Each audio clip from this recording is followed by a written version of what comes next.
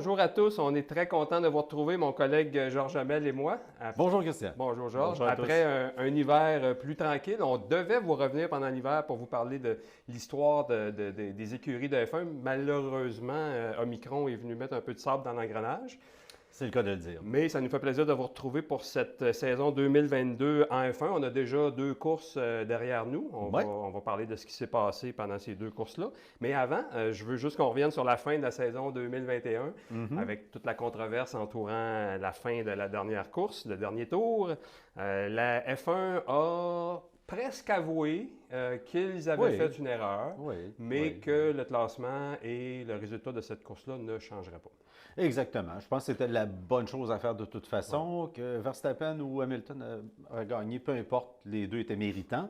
Alors oui, il y a eu erreur au niveau de la direction dans les derniers tours de piste suite à la sortie de piste de Latifi, mais on y va avec le même résultat, c'est correct. Il y a eu un aveu qui a été fait, comme tu dis, c'est très bien. Un aveu. Ce qui est intéressant, c'est que la conséquence de ça, c'est que Michael Massey n'est plus en F1. Et on a modifié des règlements. Et on a modifié les règlements, on a modifié la façon dont les décisions vont se prendre, ce qui est une très bonne chose. Autre bonne nouvelle, je pense, on retourne à Las Vegas en 2023. On vient de l'annoncer il y a quelques jours. Ça veut dire 3 Grands Prix aux États-Unis. À ma connaissance, c'est jamais arrivé.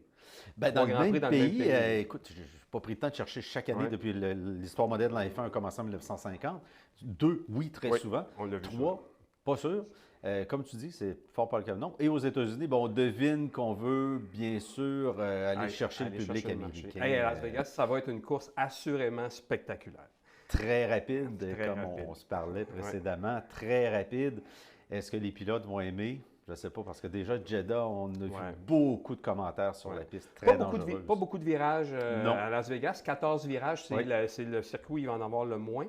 On parle d'un circuit très rapide dans les eaux de Monza, donc premier ou deuxième plus rapide. Et on va faire 2 km sur la strip de Las Vegas. Ça va être rapide. Un point de freinage intéressant à l'autre bout. En terminant, espérons que ça ne peut pas être pire que ce qu'on a connu à Las Vegas dans les années 80, dans un stationnement qui était une catastrophe totale. On va passer d'ailleurs devant ce stationnement-là avec le nouveau circuit. Le stationnement Caesars Palace. C'est un circuit, si on peut vous le rappeler, il y a une trentaine d'années, comme tu le disais, un circuit en forme de peigne. Il y avait une ligne droite, puis on faisait des c'est ça. C'était pathétique. Des épingles, c'était vraiment avec pathétique. Des blocs de ciment. On l'a fait 2 saisons quand même à Las Vegas. Et avant de parler de la saison 2022, je voulais qu'on parle de Drive to Survive, la saison 4. Oui, rapidement. Personnellement, évidemment, j'ai écouté les 4 séries. La saison 4 m'a laissé un peu froid parce que c'est la même recette. On revient toujours à la même chose. Je pense que ça a besoin d'être rebrassé un peu. La F1 reste intéressante, mais bon. C'est fait pour les amateurs, puis c'est fait pour le marché américain beaucoup, qui ne sont pas des grands connaisseurs de F1. Fait quelqu'un, si vous suivez la F1 beaucoup, vous avez probablement pas appris grand-chose avec Drive to Survive, la version qui vient de sortir. Mais c'est quand même bien, c'est le fun, c'est un bon divertissement. Et je suis complètement en désaccord avec Verstappen qui dit « Ah, des affaires fakées pour vrai. » Non, il y a vraiment une lutte à l'interne entre Ricciardo et Norris. Ricciardo qui a été en difficulté pendant une bonne partie de l'année, malgré une belle victoire à Monza. Donc, oui, moi je pense qu'on peut brasser la recette. Tant mieux, c'est des gens qui critiquent un peu.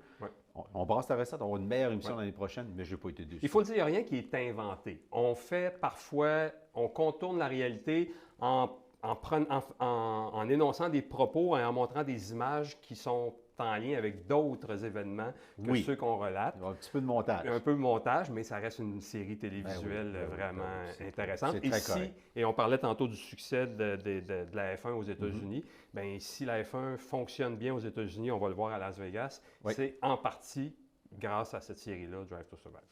Tout à fait. Je pense. Oui, bien d'accord avec toi. Parlons maintenant de la saison 2022 qui est déjà commencée. On a eu une course à Bahreïn, une course en Arabie Saoudite sur le circuit de Jeddah. Ce circuit un peu dangereux, il faut le dire. Un peu dangereux. Allons-nous y retourner? Peut-être pas. Si on prend le pourcentage de pilotes qui s'est plaint des vitesses et du manque d'espace, si jamais tu l'échappes un petit peu, moi, je pense qu'on ne retournera pas là. Beaucoup de virages très rapides qui sont aveugles aussi. Donc, s'il y a un accident de côté du virage... Tu n'as aucune chance de et il faut le dire, il y a eu aussi un attentat terroriste à 9 km du circuit le samedi. On voyait à Boucan. ordinaire. C'est un peu, Tu vas pas t'en retrouver un peu là. spécial. Mais il y a de On l'argent s'entend. en Arabie Saoudite, donc on va peut-être y retourner quand même. Ouais.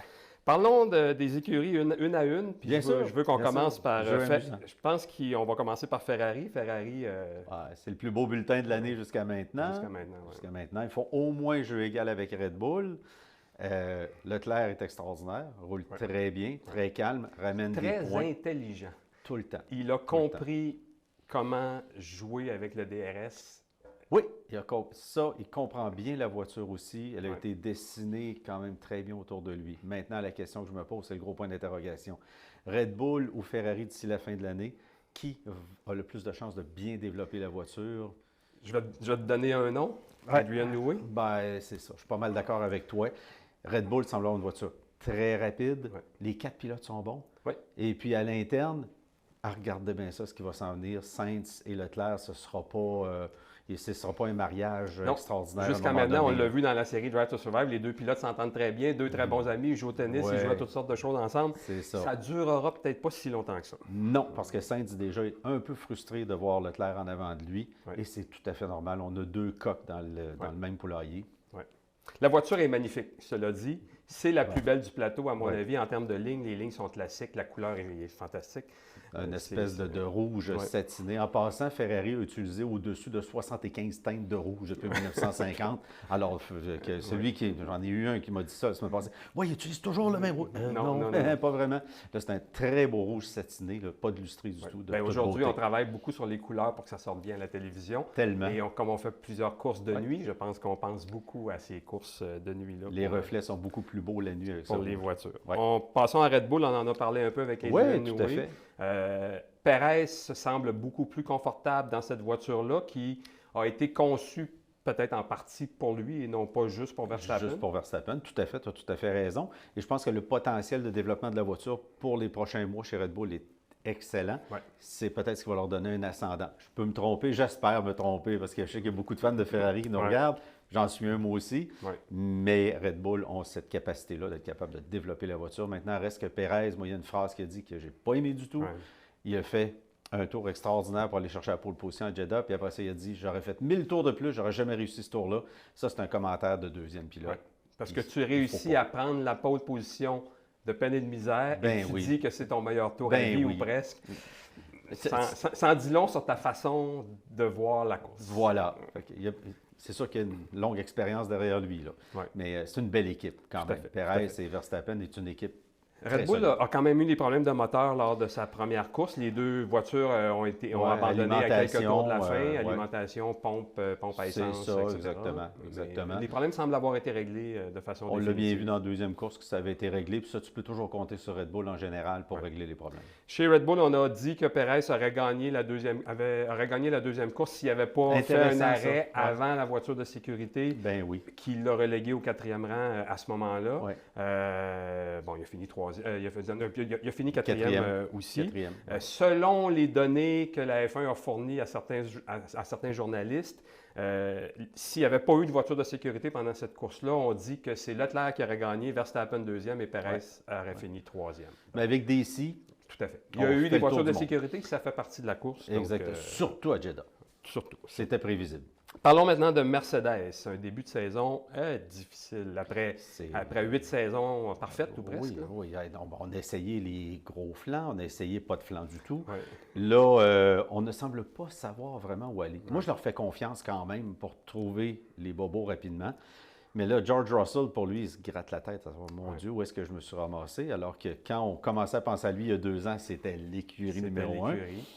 Et Lewis Hamilton semble complètement désemparé. Perdu, démoralisé.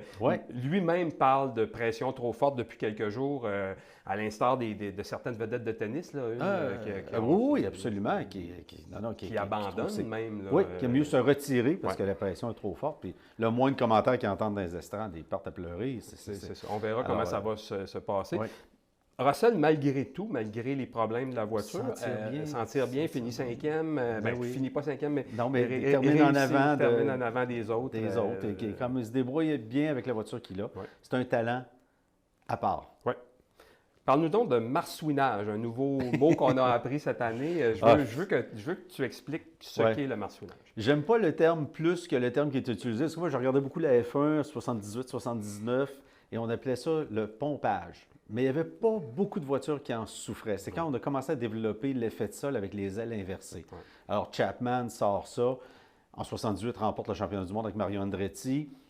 L'année d'après, tout le monde a fait des effets de sol, toutes sortes d'affaires. Et Tony Southgate, sur la Arrows, dessine une Arrows qui ressemblait pas mal plus à un missile qu'à une Formule 1. Les mécaniciens se réveillaient la nuit pour haïr cette voiture-là parce qu'il fallait qu'ils enlèvent 47 panneaux pour aller changer une bougie. C'était une folie. Allez voir sur Internet, Arrows A2. Et le marsouinage, ou pompage à l'époque, c'est ça. Dans la ligne droite, la voiture, l'effet de sol est efficace, est efficace, est efficace, est efficace. Puis efficace, on remonte. Et là, ça recommence. Mais l'aérodynamique de l'époque était beaucoup moins efficace. Ouais. Donc, pas comme aujourd'hui. Alors, ça se faisait plus lentement. La voiture, on la voit dans la ligne droite, là. Mais cette année, c'est une vitesse, mais là, c'est une grande vitesse et c'est comme une machine à laver dans la voiture. Littéralement, littéralement. Puis certaines écuries sont arrivées à contrôler et d'autres, pas du tout, dont Mercedes. On passe à McLaren, qui a aussi un début de saison très difficile. Un point commun avec Mercedes et avec Aston Martin et avec Williams. C'est le moteur Mercedes. Moteur Mercedes qui semble pas donner ce qu'il devrait par rapport aux autres. Est-ce que c'est le bloc électrique qui est avec? Je ne sais pas. Il y a quelque chose à quelque part qui fonctionne moins bien chez Mercedes. Ouais. Et là, on est bloqué. On ne peut pas modifier, on ne peut pas jouer. Ouais. Mais ils vont sûrement trouver quelque chose, on les connaît. Tout à fait. Et ils ont une dette envers les écuries qui le supportent, parce qu'il y a quand même plusieurs écuries. Et ce que ça fait pour McLaren, c'est un désastre parce que c'est une écurie qui va nulle part jusqu'à maintenant. Non, en ce moment, ça va vraiment pas bien. Bien, écoute, aux premières courses, ils s'en sont quand même bien tirés. Merci à Red Bull qui n'a pas terminé la course. Ils ont gagné 2 positions. Ça a bien été. Mais c'était seulement parce que les autres n'étaient pas là. La deuxième course, on voit, c'est une catastrophe terrible. Là. Norris se tire d'affaire parce qu'on sait que c'est un très bon pilote. Ricardo, depuis quelques années, a beaucoup de difficultés à avoir confiance en lui. Mentalement, Ricardo, je me demande si ce n'est pas sa fin de carrière. Là. C'est vraiment triste, mais c'est ça. Pour Norris, c'est une étape à passer. Ils ont tous eu une mauvaise voiture à un moment donné. Mais c'est ça, je McLaren, puis ils ont le moteur Mercedes, c'est pas terrible. On verra.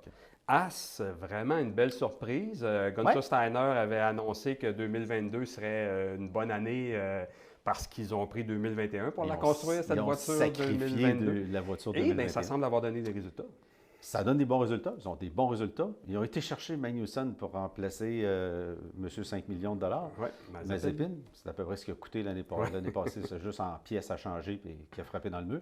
Alors, très bonne affaire pour la F1 parce qu'on a un pilote qui est vraiment rapide. Et en plus, Magnussen, c'est comme une version 2.0. Je ne sais pas ce qui se passe avec lui. Ne se bat pas inutilement avec les autres, ne se met pas à risque. Termine ses courses. Wow! Et là, ça fait mal à Schumacher. Schumacher qui paraît très mal. Oui, il essaye de suivre, puis ça ne fonctionne pas. Alors, c'est un peu spécial. Alors, Schumacher qui avait réussi quand même à bien faire en F3, en F2 jusqu'à maintenant, puis qui arrive en F1, évidemment, l'année dernière, il avait une voiture affreuse. On ne pouvait pas s'attendre mais dominait Mazepin, mais ça... Peut-être que tu l'aurais dominé, toi aussi. Mais là, devant Magnussen, il paraît mal. Oui, puis Schumacher, dans tout ce qu'il a entrepris, on est à Hockenheim ensemble, qu'on l'a vu dans sa première saison à F3. Tu as raison. Pourri. Il n'avançait pas. Deuxième saison, il ramasse tout, il gagne tout. Voilà. Alors peut-être que ça va prendre 2 saisons avec une bonne voiture pour réussir à faire quelque chose. On verra. Alfa Romeo, moteur Ferrari. On en a parlé du moteur Ferrari tantôt. C'est bon. Bottas, qui est chez Alfa Romeo maintenant. J'aime tellement son petit sourire. Qui fait des petits sourires en coin à chaque Grand Prix depuis le début. Vous êtes en avant de Lewis. Qu'en pensez-vous? Oui, très, très heureux. Oui, beau sourire. Bottas. Je suis content pour lui. Il n'y a pas de stress, très peu de compétition. La compétition ne viendra pas de Zhou, qui a terminé 10e, puis qu'on dit que c'est un miracle. C'est un autre pilote payant, je suis désolé. Alors, Bottas est en plein à la bonne place au bon moment dans sa carrière, avec une voiture meilleure que ce qu'il y a. Alfa Romeo risque de se battre pour les premières places du milieu de la grille. Tu as tout à fait raison. On va leur souhaiter ça. Une belle voiture aussi à regarder. Alpine, la seule écurie avec le moteur Renault. 2 bons pilotes. Un pilote Ocon, un jeune pilote prometteur, puis Alonso qui n'est pas un jeune pilote prometteur, mais qui est un pilote avec beaucoup d'expérience. C'est ça. Alors, on a vu une belle bataille à Jeddah entre les deux. Un peu agressive.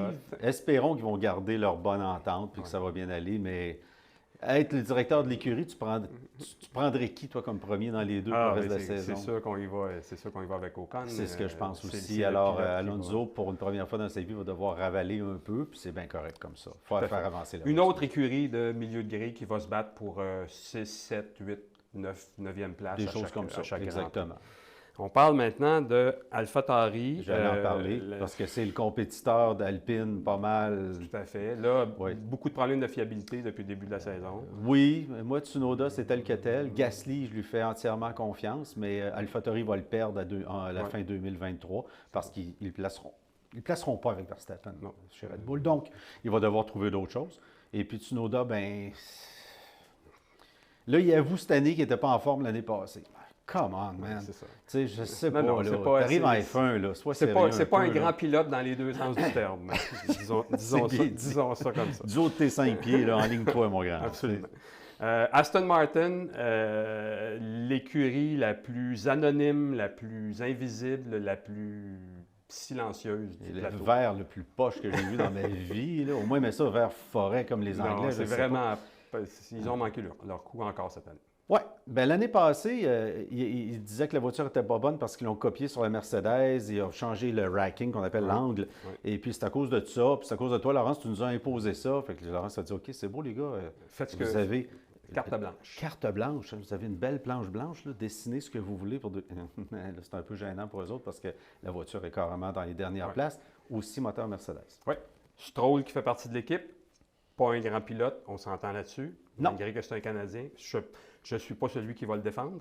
Puis Hülkenberg qui a remplacé Vettel pour les 2 premières courses à cause de la COVID. Au moins aussi bien que Stroll, c'est gênant. C'est ça, qui lui arrivait dans une voiture qu'il ne connaissait pas, avec des nouveaux règlements qu'il n'avait pas testés, tout ça. Bon, on a quand même fait le travail, mais pas plus que ça. Il a fait le job en masse, mais il y a une voiture de dernier rang.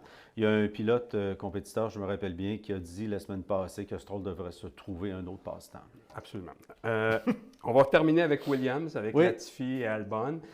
Quand on regarde Drive to Survive saison 4, on s'imagine que Williams est sur la voie pour terminer 4e, 5e du classement, mais ça ne semble pas être le cas. C'est pas ça du tout. Voiture probablement, encore une fois, ratée au niveau du dessin. Moteur Mercedes qui n'aide pas. Et puis, tu as un seul pilote qui est capable de finir ses courses, Alex Albon, qui, dans mon sens, n'est pas non plus une grande superstar. Et puis, tu as Latifi qui ne devrait plus être en forme. Latifi coûte cher à l'écurie. Carrément. Il détruit la voiture à Jeddah 2 fois dans le mur à la même place. Exactement. En essai et en course. Les pros Hamilton vont dire c'est lui qui a fait perdre le championnat à Hamilton. Malheureusement, on aimerait ça dire autrement, mais nos 2 pilotes canadiens, c'est pas eux qui font... Stroll a un certain talent. Comme je t'ai toujours dit, tu as fini par accepter mes paroles. Je te disais, Stroll, ça serait un bon pilote d'endurance, pas un pilote de sprint. Tout à fait. Puis Latifi, ben, je sais pas. C'est un pilote payant. Moi, c'est ça. Alors, ça fait le tour pour ce début de saison-là. Les prochains Grands Prix, Melbourne, Imola, Miami. Miami, on ne connaît pas.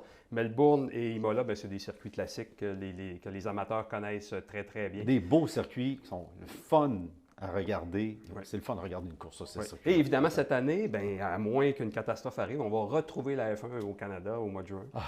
Enfin, on va les revoir. Alors écoutez, merci beaucoup d'avoir été avec nous. On vous revient très bientôt pour vous parler de la suite de la saison de F1. Georges Hamel, Christian Gingras, à bientôt.